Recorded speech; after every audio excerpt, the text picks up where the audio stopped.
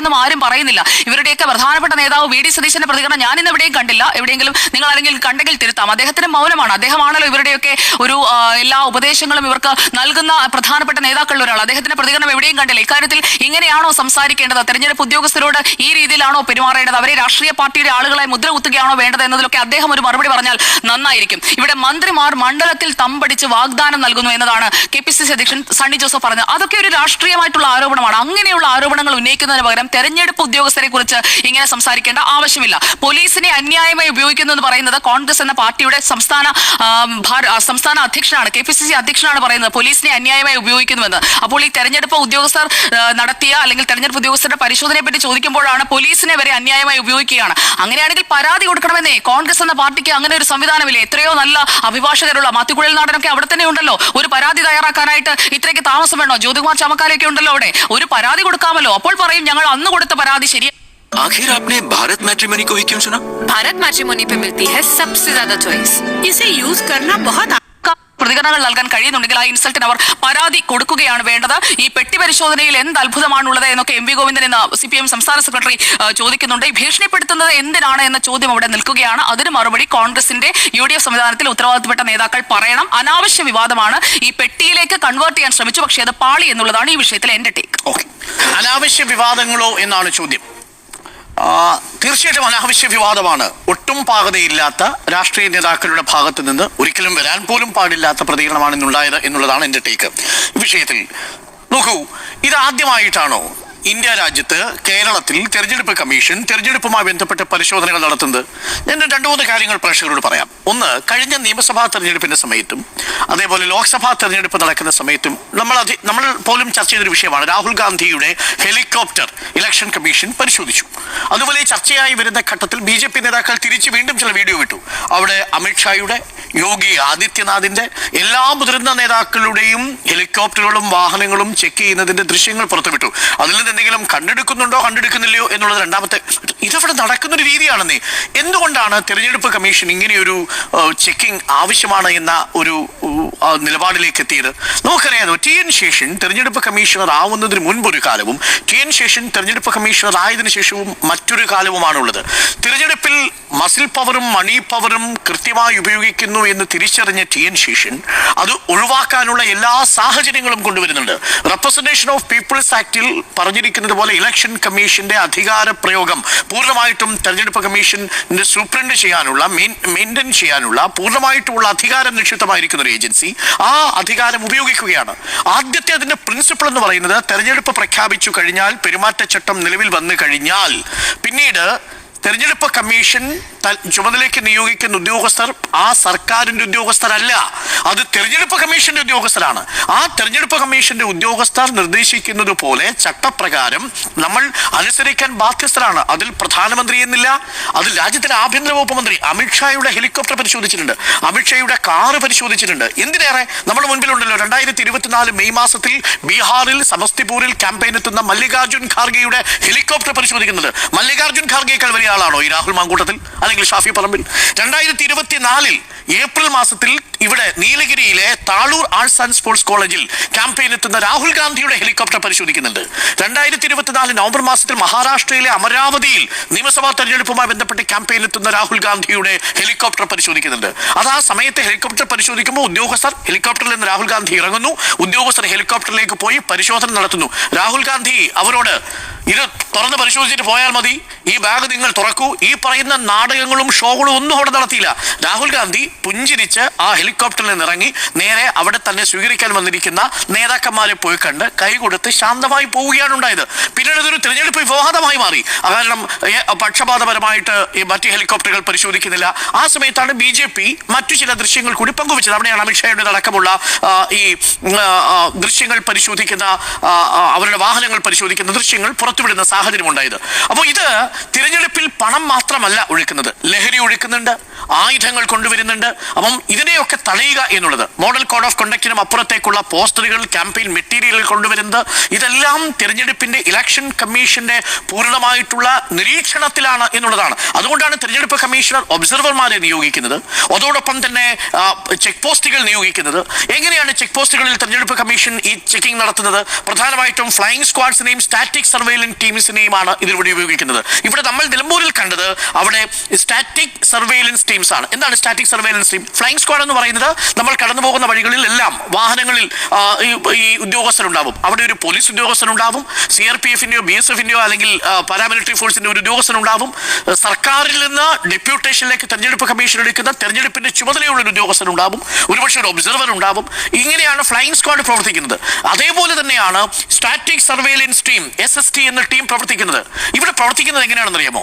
4 CCTV camera അവിടെ തന്നെ വെച്ചിട്ടുണ്ടെന്നാണ് ഞാൻ മനസ്സിലാക്കുന്നത്. അതായത് ഏതെങ്കിലും വാഹനം ഈ SST ടീം പരിശോധിക്കാതെ പോയാൽ അവിടെ ഇരിക്കുന്ന ഉദ്യോഗസ്ഥർക്കാണ് അതിന്റെ കുഴപ്പമുണ്ടാവുക. ആ ഉദ്യോഗസ്ഥർ അതിന് റിപ്പോർട്ട് നൽകേണ്ടി വരും. ആർക്ക്? വരണാധികാരി കൂടിയായ കളക്ടർക്ക് നൽകേണ്ടി വരും, കളക്ടർ ഇലക്ഷൻ കമ്മീഷൻ നൽകേണ്ടി വരും. അപ്പോൾ ആ CCTVയിലൂടെ സമഗ്രമായിട്ടുള്ള സർവൈലൻസ് ഉറപ്പാക്കിക്കൊണ്ടുള്ള പരിശോധനയാണ് നടക്കുന്നത്.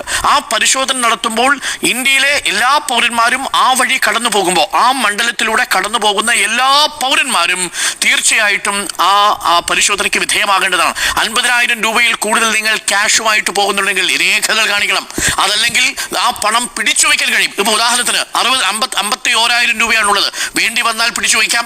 2 ലക്ഷം രൂപയുമായി ക്യാഷുമായിട്ട് ഒരാൾ ആ മണ്ഡലത്തിലൂടെ കടന്നുപോയാൽ നിങ്ങളുടെ കയ്യിൽ ഡോക്യുമെന്റ് ഇല്ലെങ്കിൽ അത് പിടിച്ചു വയ്ക്കാൻ കഴിയും എന്നുള്ളതാണ് ഈ SST ടീമിന്റെ പ്രത്യേകത. അപ്പോൾ ഇതടക്കം പരിശോധിക്കുന്നത് ഈ SST ആണെന്നിരിക്കെ ഈ വിവരങ്ങളൊക്കെ വളരെ കൃത്യമായിട്ട് അറിയാവുന്നയാളാണ് ഷാഫി പറമ്പിൽ. രാഹുൽ മാങ്കൂട്ടത്തിൽ പോലെ ആദ്യമായിട്ട് തെരഞ്ഞെടുപ്പിൽ ജയിച്ചു വരുന്നയാളല്ലോ. MLA ആയി പലകുറി ജയിച്ചു വന്നയാളാണ്, MP ആയി വടകരയിൽ നിന്ന് ജയിച്ചു വന്നയാളാണ്. അപ്പോൾ ഇലക്ഷൻ കമ്മീഷന്റെ ഉദ്യോഗസ്ഥരാണ് തന്റെ മുന്നിൽ നിൽക്കുന്നത്. ഇത് പിണറായി വിജയന്റെ ഉദ്യോഗസ്ഥനല്ല, ഇത് നരേന്ദ്രമോദിയുടെ ഉദ്യോഗസ്ഥനല്ല എന്നത് വളരെ വ്യക്തമായിട്ട് അറിയാവുന്ന 2 ജനപ്രതിനിധികളാണ് ഷാഫി പറമ്പിലും രാഹുൽ മാങ്കൂട്ടത്തിലും. അതുകൊണ്ട് തന്നെ അവരുടെ ഭാഗത്ത് നിന്നും ആ ഉദ്യോഗസ്ഥരോട് സഹകരിക്കുന്ന രീതിയിലുള്ള ഒരു പെരുമാറ്റമാണ് നമ്മൾ പ്രതീക്ഷിച്ചിരുന്നത് മാതൃകാ നേതാക്കൾ എന്ന നിലയിൽ. പക്ഷേ തികച്ചും അനാവശ്യമായി, പക്വത ഒട്ടുമില്ലാതെ, ഈ ഒരുപക്ഷെ തിരഞ്ഞെടുപ്പിന്റെ ചട്ടങ്ങളെ ലംഘിക്കുന്നുവെന്ന് പ്രത്യക്ഷത്തിൽ തോന്നുന്ന വണ്ണമാണ് ആ പ്രതികരണം നമ്മൾ കണ്ടത്. എന്താണ് യഥാർത്ഥത്തിൽ സംഭവിച്ചത്? ഞാൻ ആ വീഡിയോ പലതവണ എടുത്ത് പരിശോധിച്ചു. പല ആംഗിളിൽ നിന്നുള്ള വീഡിയോ ഉണ്ട് നമുക്ക്. അതിൽ ഇവർ 4 പേരും അടങ്ങുന്ന വാഹനം, ഇന്നോവയാണെന്ന് തോന്നുന്നു, അത് വരുന്നു. ഡ്രൈവർ സീറ്റിൽ ഷാഫി പറമ്പിൽ ഇരിക്കുന്നു, വണ്ടി നിർത്തുന്നു, ഷാഫി പറമ്പിൽ പുറത്തിറങ്ങുന്നു. ആദ്യം ഷാഫി പറമ്പിലാണോ അല്ലെങ്കിൽ അവിടെ ആരാണുള്ളത് എന്നത് നോക്കി ടോർച്ച് അടിച്ച് ഓടിക്കുന്നു. ഇപ്പോൾ നേതാക്കൾ പറയുന്നത് ടോർച്ച് അടിച്ച്, രാത്രിയാണ്, 11 മണി കഴിഞ്ഞു. ആ വാഹനത്തിനുള്ളിൽ ആരാണ് എന്താണ് എന്ന് ഉദ്യോഗസ്ഥർ ടോർച്ച് അടിച്ചാണ് നോക്കുക, അതല്ലാതെ കമ്പടിച്ചല്ലോ കുത്തിയല്ലല്ലോ നോക്കുന്നത്. അപ്പോൾ ടോർച്ച് അടിച്ച് നോക്കുന്നു. ടോർച്ച് അടിച്ച് നോക്കുന്നതിൽ തങ്ങൾക്ക് പെട്ടെന്ന് ഈഗോ ഹർട്ട് ചെയ്യുന്നു. അതൊക്കെ ഒരു ഈഗോ ഹർട്ടാണ്. ജനങ്ങൾ കൽപ്പിച്ചു നൽകുന്ന അധികാരം മാത്രമേ നിങ്ങൾക്കുള്ളൂ, എല്ലാ ജനപ്രതിനിധികൾക്കും. ഇപ്പോൾ നമ്മൾ ചാനലിൽ വന്ന് 10 വാചകം പറഞ്ഞുകൊണ്ട് നാട്ടുകാരെല്ലാം നമ്മളെ അറിയണമെന്നുള്ളൂ. നമ്മുടെ ആൾക്കാർ പോകുന്ന സമയത്ത് എല്ലാ രേഖകളും ചോദിക്കും. ഇതെല്ലാം ഊരി വെച്ച് നമ്മൾ രേഖകളുമായിട്ട് അവിടെ ചെല്ലും. രേഖകളില്ലെങ്കിൽ നമ്മൾ പിഴ അടച്ചു പോകും. അതാണ് രീതി, അതാണ്, അങ്ങനെയാണ് ചെയ്യേണ്ടത്. എല്ലാ പൗരന്മാർക്കും ഒരൊറ്റ നിയമം നിലവിലിരിക്കുന്ന രാജ്യമല്ലേ. അവിടെ എന്താണ് ജനപ്രതിനിധിക്ക് പ്രത്യേകിച്ച് തെരഞ്ഞെടുപ്പ് സമയത്ത് ഒരു പ്രത്യേക പ്രിവിലേജ് ഉള്ളത്? അവിടെയാണ് ഷാഫി പറമ്പിൽ ആദ്യത്തെ പിഴവ് പറ്റിയത്. ശരി, ഷാഫി പറമ്പിൽ അവിടെ നിന്ന് ഇറങ്ങുന്നു. അതിനുശേഷം എല്ലാവരോടും പറഞ്ഞു ഡിക്കി തുറക്കണമെന്ന് പറയുന്നു. ഡിക്കി തുറക്കുന്നു. അതിനുശേഷം ബാഗ് തുറക്കണമെന്ന് പറയുന്നു. ആ സമയത്താണ് സ്ക്രിപ്റ്റ് ആരംഭിക്കുന്നത്. ബാഗ് തുറക്കണമെന്ന് പറഞ്ഞപ്പോൾ ഈഗോ ഹട്ടായി. ബാഗ് തുറക്കണമെന്ന് പറഞ്ഞപ്പോൾ ഈഗോ ഹട്ടായപ്പോൾ പിന്നീട് എന്താ ചെയ്യുന്നത്? അതൊരു നാടകമായി മാറുന്നു. അപ്പോൾ ബാഗ് എല്ലാം എടുത്ത് പുറത്തു വയ്ക്കുന്നു ഷാഫി പറമ്പിൽ. അപ്പോൾ ആദ്യം വന്ന നരേഷൻ എന്ന് പറയുന്നത് ബാഗ് എടുത്ത് പുറത്തു വയ്ക്കാൻ ഉദ്യോഗസ്ഥർ ആവശ്യപ്പെട്ടു എന്നാണ്. പക്ഷേ ഇപ്പോൾ ആ രേഖയിൽ നിന്ന് ഷാഫി പറമ്പിൽ തന്നെ പറയുന്നത് ബാഗ് തുറക്കണമെന്ന് പറഞ്ഞപ്പോൾ ഞാൻ എടുത്തു വെച്ചില്ലേ എന്നാണ്. അപ്പോൾ ഷാഫി പറമ്പിൽ തന്നെ ബാഗ് എടുത്ത് പുറത്തു വയ്ക്കുന്നു. പുറത്തെടുത്ത് വയ്ക്കുന്ന സമയത്ത് ഉദ്യോഗസ്ഥർ പറയുന്നത് വേണ്ട, മതി, നിങ്ങൾ പൊയ്ക്കോളൂ. അങ്ങനെയാണ് പരിശോധന നടത്തിക്കൊണ്ടിരിക്കുന്നത്. ഡിക്കി തുറന്ന് പരിശോധന. നമ്മുടെയൊക്കെ എത്രയോ തവണ വാഹനം ചെക്ക് ചെയ്തിട്ടുണ്ട്. ഞങ്ങൾ കുടുംബസമേതം പോകുമ്പോൾ പോലും, സാധാരണ സ്ത്രീകളുമായിട്ട് പോകുമ്പോൾ, കുട്ടികളുമായിട്ട് പോകുന്ന സമയത്തൊക്കെ ഇവർ ആദ്യം സാധാരണ പോലീസ് ചെക്കിങ്ങിലൊക്കെ ആണെങ്കിൽ കാര്യമായ പരിശോധന അവർ നടത്താറില്ല. പക്ഷേ തിരഞ്ഞെടുപ്പിന്റെ സമയത്ത് ആ സമയത്ത് പോലും ഡിക്കി തുറന്ന് ബാഗ് ഉണ്ടെങ്കിൽ ചില സമയങ്ങളിൽ ബാഗ് തുറന്നവർ പരിശോധിക്കും, അതല്ലെങ്കിൽ ബാഗിലൊന്ന് തൊട്ട് നോക്കി പോകും. പക്ഷെ ഒരിക്കലും അവർ നേരിട്ട് തുറക്കാറില്ല. കാരണം നമ്മളെ കൊണ്ട് വിളിച്ചാണ് ഇവർ തുറപ്പിക്കുന്നത്. ഉദ്യോഗസ്ഥർക്ക് നേരിട്ട് നമ്മളുടെ ബാഗ് തുറക്കാൻ കഴിയില്ല. അവർ തുറക്കില്ല. നമ്മളോട് തുറക്കാൻ പറയും. കാര്യം ഏതെങ്കിലും തരത്തിൽ ഇവരുടെ ബാഗിനുള്ളിൽ എന്തെങ്കിലും ഒരു സബ്സ്റ്റൻസ് കണ്ടെത്തിയാൽ വീഡിയോ ചിത്രീകരിക്കുന്നുണ്ട്. ആര്? ഇലക്ഷൻ കമ്മീഷൻ തന്നെ ചിത്രീകരിക്കുന്ന വീഡിയോ ഉണ്ട്. ആ വീഡിയോ പ്രകാരം ഉദ്യോഗസ്ഥർ തുറന്നാൽ ഉദ്യോഗസ്ഥരാണ് അതിൽ ഇട്ടത് എന്ന് പറയാൻ കഴിയും. അതുകൊണ്ട് തന്നെ ഇവരെ കൊണ്ട് സ്വന്തമായിട്ട് തുറപ്പിക്കുകയാണ് ചെയ്യുക. അതാണ് രീതി. അത് MP ആണെങ്കിലും MLA ആണെങ്കിലും സാധാരണ പൗരനാണെങ്കിലും ആ നിയമത്തോട് കീഴ്പ്പെട്ട് തന്നെ അത് തുറന്നു വെക്കണം. എന്തിനിവിടെ എന്താ സംഭവിച്ചത്? അപ്പോഴേക്ക് പിന്നെ നാടകമായി. മര്യാദയ്ക്ക് പരിശോധിക്കൂ എന്ന നിലയിലേക്ക് കാര്യങ്ങൾ എത്തും. അപ്പൊ കാര്യങ്ങൾ പരിശോധിക്കണം, പരിശോധിച്ചേ പറ്റൂ എന്ന് നിർബന്ധം പിടിക്കുകയാണ്. എന്തെങ്കിലും കിട്ടിയോ ഇല്ലയോ എന്ന് തന്നെ പറഞ്ഞിട്ട് പോകണം. അങ്ങനെ ഒരു അവസ്ഥയില്ല. ഇത് സ്റ്റാറ്റിക് സ്ക്വാഡിന്റെ പ്രവർത്തനം ഇവർക്ക് അറിയാവുന്നതല്ലേ. അങ്ങനെ രേഖാമൂലം എഴുതി കൊടുക്കുന്ന ഒരു രീതിയില്ല. അത് ഏതെങ്കിലും നമ്മുടെ മുറിയിലോ മറ്റേതെങ്കിലും തരത്തിൽ പരിശോധന നടത്തുന്ന സമയത്താണ്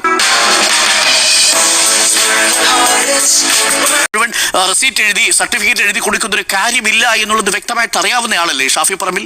അതും തെരഞ്ഞെടുപ്പ് ഉദ്യോഗസ്ഥൻ തന്നെ ടാഗ് ഐഡന്റിറ്റി കാർഡുമായി മുന്നിൽ നിന്ന് പരിശോധന നടത്തുമ്പോൾ അവിടെ മനഃപൂർവ്വം ഒരു ഷോ അവിടെ ക്രിയേറ്റ് ചെയ്യപ്പെടുകയാണ്. അതിനുശേഷം എന്ത് സംഭവിക്കുന്നു? ഈ രാഹുൽ മാങ്കൂട്ടത്തിൽ അനാവശ്യമായി കയറി തട്ടിക്കയറുകയാണ്. നിന്റെ എത്ര തവണയാണെന്നറിയാമോ ആ വാചകം ഉപയോഗിച്ചുകൊണ്ടേയിരിക്കുന്നത്? പണിയെടുത്താൽ മതി. ആ ഉദ്യോഗസ്ഥന് ഇതെല്ലാം വളരെ സീനിയറായ ഒരു ഉദ്യോഗസ്ഥൻ ഇതെല്ലാം കേട്ടുകൊണ്ട് നിൽക്കുകയാണ്. തെരഞ്ഞെടുപ്പ് ഉദ്യോഗസ്ഥനാണ്, തെരഞ്ഞെടുപ്പ് കമ്മീഷൻ ചുമതലപ്പെടുത്തിയ ഒരു ഉദ്യോഗസ്ഥനാണ്, ആ കളക്ടർ ചുമതലപ്പെടുത്തിയ ഒരു ഉദ്യോഗസ്ഥനാണ്. അതിനുശേഷം പറയുന്ന വാചകമാണ് നിന്റെ സർവീസ് പാരിതോഷികം. സർവീസ് പാരിതോഷികം എന്ന് പറഞ്ഞാൽ എന്താ? പറഞ്ഞിരിക്കുന്ന ഒറ്റ കാര്യം, നിന്നെ ഞാൻ ട്രാൻസ്ഫർ ചെയ്ത് കളയൂടാ എന്ന് പറയുന്ന പഴയ കാലത്തെ സിനിമയിലെ ഗുണ്ടാ നേതാക്കന്മാരുടെ ലാംഗ്വേജ് ഉണ്ടല്ലോ. നിന്നെ കാണിച്ചു തരാം, നിന്നെ സസ്പെൻഡ് ചെയ്ത് കളയും, നിന്നെ കാസർകോട്ടേക്ക് അടിച്ചു കളയും കേട്ടോ എന്ന് പഴയ കാലത്തെ ബാലങ്കൻ നായരുടെ സിനിമയിൽ പറയുന്ന ഡയലോഗാണ് ഇവിടെ മറ്റൊരു സർവീസ് പാരിതോഷികം എന്ന് പറഞ്ഞു. എന്താണ് രാഹുൽ മാങ്കൂട്ടത്തിലെ ഒരു യുവ MLA-യിൽ നമ്മൾ പ്രതീക്ഷിക്കുന്നതാണോ ഇത്? അങ്ങനെ പ്രതീക്ഷിക്കുന്നതല്ല. അതിനുശേഷം അത് തരാം എന്നാണ് പറയുന്നത്, സർവീസ് പാരിതോഷികം തരാം. ഇന്നത്തെ പകൽ പറയുന്നത് എന്താണെന്ന് അറിയാമോ? അത് ജനങ്ങൾ തരുമെന്നാണ് പറഞ്ഞത്. ജനങ്ങൾക്ക് ഒരു ഉദ്യോഗസ്ഥന് സർവീസ് പാരിതോഷികം നിശ്ചയിക്കാൻ നമ്മുടെ നാട്ടിൽ വകുപ്പുണ്ടോ? ജനങ്ങൾക്ക് എന്താ തീരുമാനിക്കാൻ കഴിയുക? അത് പാർട്ടിക്കല്ലേ നിങ്ങൾ വോട്ട് കൊടുക്കുന്നത്, അല്ലെങ്കിൽ സ്ഥാനാർത്ഥിക്കല്ലേ നിങ്ങൾ വോട്ട് കൊടുക്കുന്നത്, സ്ഥാനാർത്ഥിയല്ലേ ജയിച്ചു വരുന്നത്? പ്രതിപക്ഷത്തിരിക്കുന്ന ഒരു MLA-യുടെ മനസ്ഥിതി ഇതാണെങ്കിൽ ഭരണപക്ഷത്തെത്തുമ്പോൾ എന്തായിരിക്കും എന്നുള്ളതാണ് എന്നെ അത്ഭുതപ്പെടുത്തുകയും എന്നെ ഭയപ്പെടുത്തുകയും ചെയ്യുന്ന ഒരു എലമെന്റ് എന്ന് പറയുന്നത്. ഇതാരാണെങ്കിലും, ഇത് CPM ആണെങ്കിലും ശരി, കോൺഗ്രസ് ആണെങ്കിലും ശരി, BJP ആണെങ്കിലും ശരി, ഒരു ജനപ്രതിനിധിക്ക് ഒരിക്കലും ഭൂഷണമല്ലാത്ത സ്റ്റേറ്റ്മെന്റുകളാണ് ആ വാക്കിൽ നിന്ന് വന്നത്. അത് നമ്മൾ കേരളം തിരിച്ചറിയുന്നുണ്ട് എന്ന് തന്നെയാണ് എന്റെ ടേക്ക് ഈ വിഷയത്തിൽ. ഇനി ഇതിൽ ഇവരെ മാത്രമാണോ പരിശോധന നടത്തിയത്? അല്ല, ലിസ്റ്റ് ഞാൻ തരാം.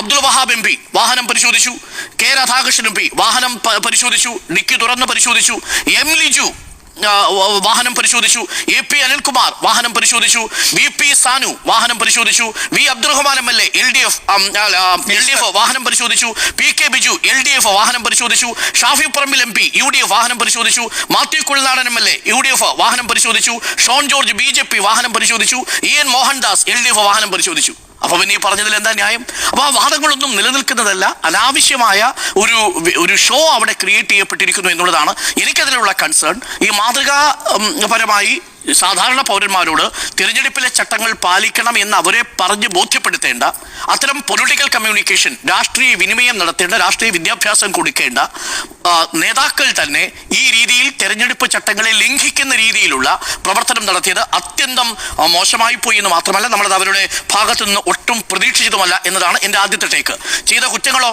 കേസ് കൊടുത്താൽ IPC 186 obstructing public servant from performing official duties, ഔദ്യോഗിക കൃത്യനിർവഹണം ചെയ്യുന്നതിൽ നിന്നുള്ള തടസ്സപ്പെടുത്തൽ വേണമെങ്കിൽ വ്യാഖ്യാനിക്കാം. IPC 353 assault or criminal force used to deter public servants from duty, ഭീഷണിപ്പെടുത്തുകയാണ്. എന്താണ്? സർവീസ് പാരിതോഷികം തരാം. ഇപ്പൊ VNSI. പഴയ നിയമം അനുസരിച്ച് intentional insult intended to provoke breach of peace എന്നുള്ളത്, criminal intimidation by threatening harm or coercion എന്നുള്ളത് തീർന്നില്ല. Then statements causing fear or alarm to public servants ഡിറ്ററിംഗ് duty എന്നുള്ളത്. അതാണ് പറഞ്ഞത്. നിനക്ക് പാരിതോഷികം തരാം എന്ന് പറയുന്നത് അതാണ് പ്രധാനപ്പെട്ട കാര്യം. ഇനി ആ കാര്യം കൃത്യമായി ചെയ്ത ഉദ്യോഗസ്ഥന് യഥാർത്ഥത്തിൽ ഇലക്ഷൻ കമ്മീഷനിലോ പാരിതോഷികമാണ് കൊടുക്കേണ്ടത് എന്നാണ് ഞാൻ മനസ്സിലാക്കുന്നത്. എന്തായാലും അത് വളരെ നിർഭാഗ്യകരമായ കാര്യമായി പോയി. അത് ഈ തെരഞ്ഞെടുപ്പിലെ ഒരു വലിയ കളങ്കമായി മാറുകയാണ്. അതുകൊണ്ടാണ് VD സതീശന് പോലും അക്കാര്യത്തിൽ നിന്ന് പ്രതിരോധിക്കാൻ കഴിയാതെ പോയത് എന്നുള്ളതാണ്. ഈ പോക്കാണ് പോകുന്നതെങ്കിൽ എന്താണെന്ന് കണ്ടറിയണം എന്ന് മാത്രമേ എനിക്ക് പറയാനുള്ളൂ. ആൻറ്റോ അഗസ്റ്റിൻ, കഴിഞ്ഞ മാസം മെയ് മാസം 27-ാം തീയതി ഒരു പോസ്റ്റ് വന്നു രാഹുൽ മാങ്കൂട്ടത്തിൻ്റെ. എന്താണെന്നറിയാം പോസ്റ്റ്? പ്രമുഖ പാർട്ടി സിറ്റിംഗ് സീറ്റിലേക്ക് ആണ് OLX-ൽ ആളെ അന്വേഷിക്കുന്നു പറഞ്ഞ ഫസ്റ്റത്തെ പോസ്റ്റ്. രണ്ടാമത്തെ പോസ്റ്റ് എന്ന് പറയുന്നത് നിങ്ങൾ ധൈര്യം ഉണ്ടെങ്കിൽ സ്വരാജിനെ അന്വേഷിക്കും, ബലിയാടി അന്വേഷിച്ച് നടക്കാത്ത എന്ന് പറഞ്ഞ രണ്ടാമത്തെ പോസ്റ്റ്. ഇതിൻ്റെയൊക്കെ ഭാഗമായിട്ട് ഈ സ്വരാജ് അവിടെ മത്സരിക്കാൻ വന്നു. അതാണല്ലോ ആദ്യത്തെ വിവാദം എന്ന് പറയുന്നത്. തുടങ്ങിയത് അങ്ങനെയാണ്. അവിടെ രണ്ട് സ്ഥലത്തിൽ കോൺഗ്രസിൻ്റെ രണ്ട് തരത്തിലുള്ള പ്രവർത്തനമാണ്. ഒന്ന് റിയൽ പ്രവർത്തനവും ഒന്ന് റീൽ പ്രവർത്തനം. അവിടെ കുറച്ച് റിയലിന് വേണ്ടി കുറച്ച് നേതാക്കന്മാർ പണിയെടുക്കുന്നുണ്ട്, കുറച്ച് റിയലായിട്ട് കുറച്ച്. ഇപ്പം ഞാൻ പറയുമ്പോൾ ചാണ്ടി ഉമ്മൻ, അതുപോലെ തന്നെ അബിൻ വർക്കി പോലെ, CR മഹേഷ് പോലുള്ള വളരെ സാധാരണക്കാര ജനങ്ങളിലേക്ക് ഇടപെട്ട് വലിയ ജനങ്ങളിലേക്ക് 50 ശബരിനാഥ് 50-60 വീടുകളൊക്കെ ഒരു ദിവസം കയറി മലയോര മേഖലയാന്ന് ഓർക്കണം. ഒരു വീട്ടിൽ കയറി ഇറങ്ങുമ്പോൾ ഉണ്ടല്ലോ ഏകദേശം 100-300 മീറ്റർ അപ്പുറമാണ് അടുത്ത വീട്. അടുത്ത വീട്ടിലേക്ക് ഇറങ്ങാം. അപ്പോൾ ഞാനൊരു ചാണ്ടിയമ്മൻ്റെ ഒരു പിന്നെ വീഡിയോ കാണുമായിരുന്നു. അതിൻ്റെ അകത്ത് അദ്ദേഹം ഒരു തൊഴിലുറപ്പ് പണിക്കാരെടുത്ത് ചെന്നിട്ട് ആരാണ് തൊഴിലുറപ്പ് കൊണ്ടുതന്നത് നിങ്ങൾക്ക് അറിയോ എന്ന് ചോദിച്ചിട്ട് പഠിപ്പിക്കുകയാണ്. തൊഴിലുറപ്പ് പ്രവർത്തകരെ ഇന്ദിരാഗാന്ധിയുടെ കാലത്ത് തുടങ്ങിയുള്ള കാര്യങ്ങൾ പറഞ്ഞു കൊടുത്തുകൊണ്ടിരിക്കുകയാണ്. അതാണ് ഞാൻ പറയുന്നത് റിയൽ വർക്ക് എന്ന് പറയുന്നത്.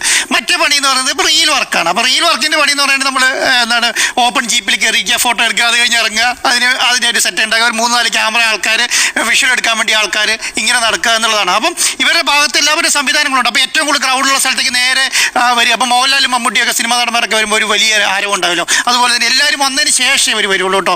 ആദ്യം വന്നത് ഒരു കൂട്ടത്തെ പരിപാടിയൊന്നുമില്ല. എല്ലാവരും വന്നതിന് ശേഷം വന്നിട്ട് ഈ റീലൊക്കെ എടുത്തിട്ട് റീലിങ്ങനെ പറപ്പിക്കും ആകാശത്ത് കൂടെ. അപ്പം ഞാനാണ് നിലമ്പൂരിലെ ജനങ്ങൾക്കറിയാം ഇത് റീലാണെന്നും. അവരെ സംബന്ധിച്ചിടത്തോളം നിലമ്പൂരല്ല അവരുടെ മുന്നിലുള്ളത്. അവരെ സംബന്ധിച്ച് കേരളത്തെ മറ്റുള്ള സ്ഥലങ്ങളിൽ ഞാൻ വലിയ നേതാവാണ്, ഞാൻ വലിയ സംവിധാനങ്ങളാണ് നടപ്പിലാക്കുന്നതെന്ന് തോന്നിക്കില്ല മാത്രമേ അവരെ സംബന്ധിച്ചിടത്തോളൂ. അതുകൊണ്ട് എന്ത് ചെയ്യും അവരത് അവിടെ നല്ല രീതിയിൽ ചെയ്യും എന്നുള്ളതാണ്. അതേ പ്രവർത്തനം അല്ലല്ലോ പാലക്കാട് നടത്തിയത്. പാലക്കാട് നിൽക്കാതെ ഓടുകയായിരുന്നില്ല. ഈ റീൽ പ്രവർത്തനം നമ്മൾ പാലക്കാട് കണ്ടില്ല. ഇവരുടെ ഭാഗത്തുനിന്ന് വലിയ രീതിയിൽ ഓട്ടമായിരുന്നു. സമയമില്ല, ഒരു ബൈറ്റിംഗ് വെച്ച സമയമില്ല, ഓടുകയാണ്. അപ്പോൾ ആ പ്രവർത്തനം ഇവിടെ കാണുന്നില്ലല്ലോ. ഇവിടെ ഭയങ്കര കൂളായിട്ട് 2 പേര് ഒരു കാറ് വരുന്നു, കാറിൽ റീൽ എടുക്കുന്നു, അത് കഴിഞ്ഞ് ജീപ്പ് വരുന്നു, ജീപ്പിൽ റീൽ എടുക്കുന്നു, അത് നടന്നു വരുന്ന റീല്, ഇരിക്കുന്ന റീല്, ചായ കുടിക്കുന്ന റീല്, അങ്ങനെ വലിയ റീൽ, അങ്ങനെ റീൽ പ്രവർത്തനം നടന്നതോടുകൂടി ഇപ്പം എന്ത് സംഭവിച്ചെന്ന് അറിയാം? കോൺഗ്രസ്സിൽ അവിടെ 3 വിഭാഗമാണ്. ഒന്ന് റീൽ, ഒന്ന് റിയൽ, പിന്നെ എന്താണ് നിങ്ങൾ കൊണ്ട് നശിപ്പിച്ചു എന്ന് പറയുന്ന കുറേ നേതാക്കന്മാരും. ഇതാണ് അവരുടെ സംസാരം. ഞാൻ നേരത്തെ പറയുന്നുണ്ട്, കോൺഗ്രസിനെ ഈ തെരഞ്ഞെടുപ്പിൽ പിന്നോട്ടടിച്ചത് അഹങ്കാരവും ഇവരുടെ ഈഗോയും മാത്രമാണ്. തുടക്കം തുടങ്ങി ഈ സമയം വരെ അഹങ്കാരം ഈഗോയാണ്. ഇവരെന്തിനാണ് ഒരു പോലീസ് ഒരു പിന്നെ ഇലക്ഷൻ ഉദ്യോഗസ്ഥനോട് ഇങ്ങനെ തട്ടിക്കയറേണ്ട കാര്യം?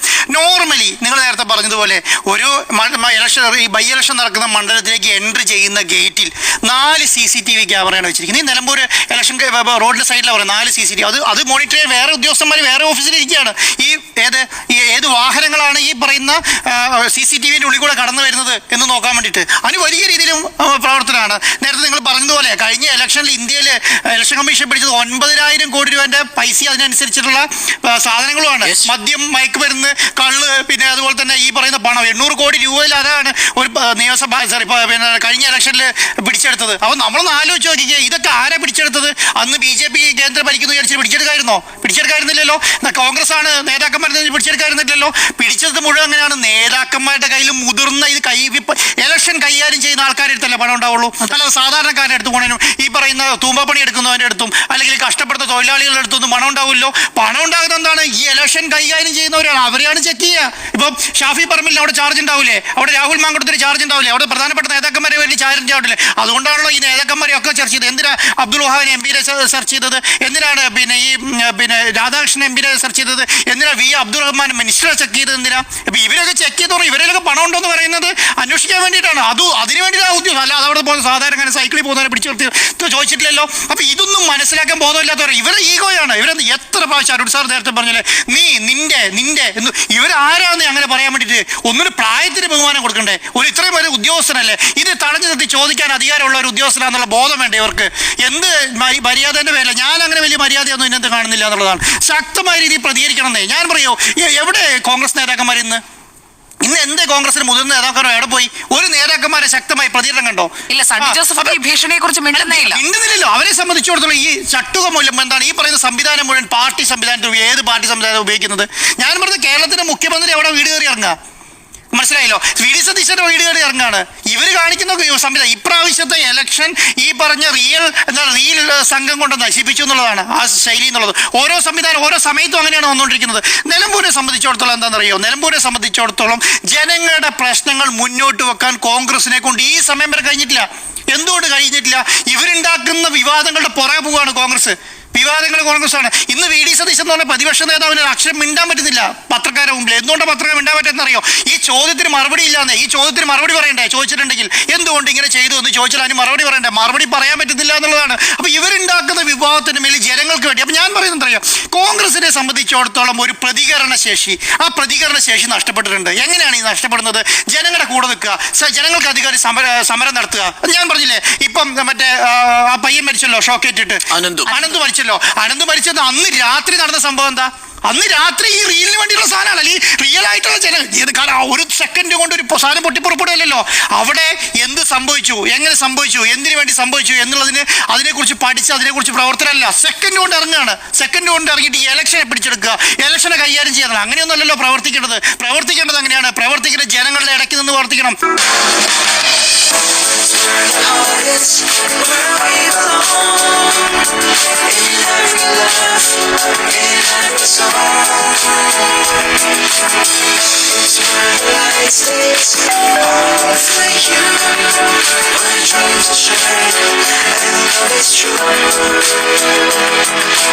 Favorite homes, celebrating 25 years of relationships. Chandy Oommen എന്ന് പറയുന്ന നേതാവിനെ കുറിച്ച് നിങ്ങൾ എത്ര റീല് കണ്ടു, എത്ര ബൈറ്റ് കണ്ടു? ഈ പത്രത്തിൽ നമ്മുടെ TV നമ്മളിവിടെ ചാനൽ 10-15 ദിവസമായല്ലോ ഇത് തുറന്നു വെച്ചിരിക്കുന്നു. എത്ര ബൈറ്റ് ചാണ്ടി ഉമ്മൻ്റെ ഇതിനകത്ത് പോയി? എത്ര അബിൻ വർക്കിയുടെ പോയി? എത്ര പിന്നെന്താണ് ശബരിനാഥൻ്റെ പോയി? എത്ര ഏകദേശം 35-40 MLA-മാർ അവിടെ ഉണ്ട്. എത്ര പേരുടെ പോയി? അതുപോലെ തന്നെ 10-20 MP-മാരെ MLA-മാരെ ലീഗിന്റെ നേതാക്കന്മാരില്ലേ? മാത്യു പോലും ഇന്നാണ് അപ്പൊ ഞാൻ പറയുന്നത് ഇവരൊക്കെ വീട് കയറി ഇറങ്ങുമ്പോൾ ഈ 3-4 സംഘം ഈ സംഘം നടത്തി കാണിക്കുന്ന ഈ കോപ്രായങ്ങൾക്ക് മുഴുവൻ ഇത്രയും വലിയൊരു പാർട്ടി ഇത്രയും വലിയ ശക്തമായി ഇന്നലെ നമ്മുടെ ബൈറ്റിൽ തന്നെ കെ മുരളീധരൻ എന്താ പറഞ്ഞതെന്നറിയോ? കെ മുരളീധരൻ പറഞ്ഞത് ജനങ്ങളുടെ ഫേസ്ബുക്കിലല്ല ജീവിക്കേണ്ടത്, ജനങ്ങളുടെ ഇടയ്ക്കിടയ്ക്ക് പ്രവർത്തിക്കുകയാണ് നേതാക്കന്മാർ ചെയ്യേണ്ടതെന്ന് പറഞ്ഞത്. ആരുടെ നേതാവാ? കോൺഗ്രസിന്റെ നേതാവാണ് പറയുന്നത്. ഞാൻ അന്ന് നിങ്ങളൊരു കാര്യം പറയുന്നുണ്ട്, ഈ CPM-ന്റെ സൈബർ അണികളെല്ലാം അടങ്ങിയിരിക്കുന്നത് കണ്ടിട്ട് കോൺഗ്രസ്സുകാർ ഞങ്ങളാണ് വലിയ ആളെന്ന് വിചാരിച്ചു കഴിഞ്ഞാൽ ഇലക്ഷൻ വരുന്ന സമയത്ത് ഇറങ്ങി അടിക്കുന്നത് താങ്ങാനുള്ള ശേഷി കോൺഗ്രസ് ഉണ്ടാവില്ല എന്ന് ഞാൻ ഒരു 2-3 മാസം മുന്നേ പറഞ്ഞതാണ്. കാരണം അന്നേരം സമയത്ത് അവരെന്താണ്, അവരെങ്കിൽ ഭരണമുണ്ട്, അവർ ആ കാര്യങ്ങളൊക്കെ കൈകാര്യം ചെയ്ത് മുന്നോട്ട് പോവുകയാണ്. ആ സമയത്ത് അവിടെ അടങ്ങിയിരിക്കുന്നത് കണ്ടിട്ട് അല്ലെങ്കിൽ അവരൊന്നും ഈ പറയുന്ന സൈബർ വിഭാഗങ്ങളൊന്നും വലിയ രീതിയിൽ സോഷ്യൽ മീഡിയ പ്രതികരിക്കാത്തത് കണ്ടിട്ട് ഇതൊന്നും ഇല്ല, ഇതൊക്കെ കേരളത്തിൽ നശിച്ച് നാനാകല്ല് പിടിച്ചു പോയി എന്ന് പറയുന്ന കോൺഗ്രസിന്റെ ഇപ്പോൾ വന്ന നേതാക്കന്മാരുണ്ട്. 10-15 കെ ഉള്ള വലിയ ആൾക്കാരാണ് ഇപ്പോൾ ഈ കോൺഗ്രസിന് 10-15 കെ മാത്രം ലൈക്കുള്ള പേജുള്ള ആൾക്കാരാണ് ഇതിനെയൊക്കെ കൈകാര്യം ചെയ്യുന്നത്. അപ്പോൾ അത്രയുള്ള ആൾക്കാർ വിചാരിക്കുന്നത് എന്താ അറിയോ, ഞാനാണ് ഈ പറയുന്ന വലിയ സംവിധാനം എന്ന് വിചാരിച്ച് മുന്നോട്ട് കൊണ്ടുപോവാണ്. അപ്പോൾ അതിനനുസരിച്ചിട്ട് എന്ത് സംഭവിച്ചു? അതിനനുസരിച്ച് ഇവരുടെ ഷോ ഉണ്ടാക്കാൻ വേണ്ടിയിട്ട് മാത്രമാണ്. അത് ഒരെണ്ണം ഷെയർ ചെയ്യുന്നത് കാണപ്പെടുന്നുണ്ടോ? നിങ്ങൾ ഈ പറയുന്ന ഷോകൾ ഏതെങ്കിലും ഷെയർ ചെയ്ത് കാണുന്നുണ്ടോ? അതിലൊന്നും ഏറ്റവും പ്രധാനപ്പെട്ട കാര്യം എന്തറിയോ, ഈ പറയുന്ന റീലുകളിൽ ഒന്നും ഈ പറയുന്ന സ്ഥാനാർത്ഥി ഇല്ല എന്നുള്ളതാണ്. ആർക്ക് വേണ്ടിയിട്ടാണ് ഈ റീല് മുഴുവൻ ചിത്രീകരിക്കുന്നത്? അവിടെ സ്ഥാനാർത്ഥിക്ക് വോട്ട് പിടിക്കാൻ വേണ്ടിയിട്ടല്ലേ. ഈ പറഞ്ഞ റീലുകളിലൊന്നും സ്ഥാനാർത്ഥി ഇല്ല. ഈ പറഞ്ഞ ആര്യാണ് ഷൗക്കത്ത് നിങ്ങൾ എത്ര റീലിൽ കണ്ടു? അപ്പൊ ഞാൻ പറയുന്നത് സ്വന്തമായിട്ട് ക്യാമറ ടീമെയും ഫോട്ടോ എടുക്കാൻ ആളെയും ഇത് റീൽ ചിത്രീകരിക്കാനായിട്ട് മുന്നോട്ടിറങ്ങിയും ഇതിനുമായിട്ട് മുന്നോട്ട് കൊണ്ടുപോകുകയാണ്. അപ്പൊ നിലമ്പൂരിനെ സംബന്ധിച്ചിടത്തോളം ഇലക്ഷൻ നല്ല രീതിയിൽ നടക്കണം, ഇലക്ഷൻ റിസൾട്ട് നല്ല രീതിയിൽ വരണം, ഇതിൽ പ്രവർത്തിക്കാൻ കഴിയണം. ഈ പ്രവർത്തിക്കുന്നതോടുകൂടി 2026 ഇലക്ഷൻ നമുക്ക് തിരിച്ചു പിടിക്കണം. എന്താ വി.ഡി. സതീശൻ പറഞ്ഞുകൊണ്ടിരിക്കുന്നത് അറിയോ? ഞാനിപ്പോൾ ഒരു പ്രസംഗം കേട്ടോണ്ടിരിക്കുകയാണ് വി.ഡി. സതീശൻ്റെ. അതിൽ പറയുന്നത്, നിങ്ങൾ ഈ ഇലക്ഷൻ എനിക്ക് തരൂ, ഞാൻ നിങ്ങൾക്ക് അടുത്ത 27 100 സീറ്റ് ഉറപ്പ് തരാം. ഇത് തന്നിട്ട് വേണം അടുത്തത്. ആ ബോധം ഇവർക്കുണ്ടാകും. ഈ കളി കളിച്ചില്ല. ഇതാണ് ഞാൻ പറയുന്നത്. നിങ്ങൾ ഈ സീറ്റ് എനിക്ക് തരൂ, അടുത്ത സീറ്റിൽ ഞാൻ 2026 100 സീറ്റ് നിങ്ങൾക്ക് തരാം. ഈ 100 സീറ്റ് തരണമെങ്കിൽ ഇതായ്മ കിട്ടണ്ടേ? ഇത് കിട്ടിയിട്ടില്ല 100 ഇല്ലാന്നർത്ഥം. അതാണ് പറഞ്ഞുകൊണ്ടിരിക്കുന്നത്. ലീഗിന്റെ ഒരു MP ഉണ്ടായിരുന്നല്ലോ, P.K. കുഞ്ഞാലിക്കുട്ടി എന്ന് പറയുന്ന മനുഷ്യൻ. അദ്ദേഹം ഈ പറയുന്ന ഉമ്മൻചാണ്ടിയുടെ കൂടെയും ഈ പറഞ്ഞ K. കരുണാകരന്റെ കൂടെയും K. മാണിന്റെ കൂടെയൊക്കെ ഉയർന്നു നിന്ന് ഒരു തലപ്പൊക്കമുള്ള നേതാവല്ലായിരുന്നോ? ആ നേതാവിന് ഇടിച്ചിരുത്തിയ ആരാ? ഈ പറയുന്ന കോൺഗ്രസ് നേതാക്കന്മാരല്ലേ. അവർക്ക് അദ്ദേഹത്തിന് അദ്ദേഹം പറഞ്ഞ എന്തെങ്കിലും കാര്യം ഈ കേരളത്തിൽ ഈ പറഞ്ഞ ഇലക്ഷന് കേട്ടിട്ടുണ്ടോ? എന്തെങ്കിലും ഒരു കാര്യം കേട്ടിട്ടുണ്ടായിരുന്നെങ്കിൽ ഈ അവസ്ഥ ഇപ്പോൾ കോൺഗ്രസിന് വരുമായിരുന്നോ? ഈ വരുന്ന അവസ്ഥ വരികയായിരുന്നു. അപ്പം ഇതൊന്നും മനസ്സിലാക്കാതെ ഞങ്ങൾ പറയുന്നതാണ് ശരി, ഞാൻ അത് വലിയ നേതാക്കൾ തുടങ്ങി താഴേക്കാണ് കേട്ടോ. ഏറ്റവും മുതിർന്ന നേതാവ് തുടങ്ങി താഴേക്ക് ഞാൻ അതിന്റെ ഏറ്റവും താഴെയുള്ള നേതാവിന്റെയാണ് അടുത്ത ഞാനിപ്പോൾ കേട്ടത്. നിനക്ക് ഞാൻ കാണിച്ചു തരാം, ഞാൻ തരാം. അപ്പൊ ഈ പറയുന്ന ശൈലിയിലേക്ക് ഇത് മൊത്തം ഇടിഞ്ഞു വീഴുകയാണ്. അപ്പം കേരളത്തെ സംബന്ധിച്ചിടത്തോളം കേരളത്തിൽ എന്താണ് ശരിക്കും വേണ്ടത്? നിലമ്പൂർ എന്താ ശരിക്കും വേണ്ടത്? ജനങ്ങൾക്ക് പറ്റിയ ഒരു പ്രതിപക്ഷം വേണം. അത് ഭരണപക്ഷമാകുന്നത് എപ്പോഴാണ്? ഭരണം കിട്ടുമ്പോഴാണ്. പ്രതിപക്ഷത്തിന്റെ പ്രവർത്തനം നന്നായിട്ട് ശേഷമല്ലേ ഭരണപക്ഷം വേണ്ടത്? പ്രതിപക്ഷത്തിന്റെ പ്രവർത്തനം മോശമായി കഴിഞ്ഞാൽ അവരെ എന്തിനാ ഭരണപക്ഷത്ത് കൊണ്ടിരുന്നത്? അപ്പം ഭരണപക്ഷത്ത് വേണോ പ്രതിപക്ഷത്ത് വേണോ എന്ന് ആദ്യം തീരുമാനിക്കേണ്ട ആരാണ്? പ്രതിപക്ഷമാണ്. ഇവിടെ നന്നായി പ്രവർത്തിച്ച് കാണിക്കുക. അപ്പൊ എന്ത് മനസ്സിലാവും? അപ്പൊ ഭരണപക്ഷത്ത് നല്ല രീതിയിൽ പ്രവർത്തിക്കാൻ പറ്റും. നിലമ്പൂരിനെ സംബന്ധിച്ചിടത്തോളം ഇവർക്ക് മലയോര കർഷകരുടെ കൂടെ നിൽക്കാൻ പറ്റുന്നുണ്ടോ? മലയോര ജനതയുടെ കൂടെ നിൽക്കാൻ പറ്റുന്നുണ്ടോ? ഈ പറഞ്ഞ അടിച്ചമർത്തപ്പെട്ടവരെ കൂടെ നിൽക്കാൻ പറ്റുന്നുണ്ടോ? ഇതെന്തെങ്കിലും ചർച്ചയാവുന്നുണ്ടോ? ഈ സമയം വരെ ഇനി 4 ദിവസം വോട്ട് ചെയ്യാനുള്ളൂ. ഈ हो गया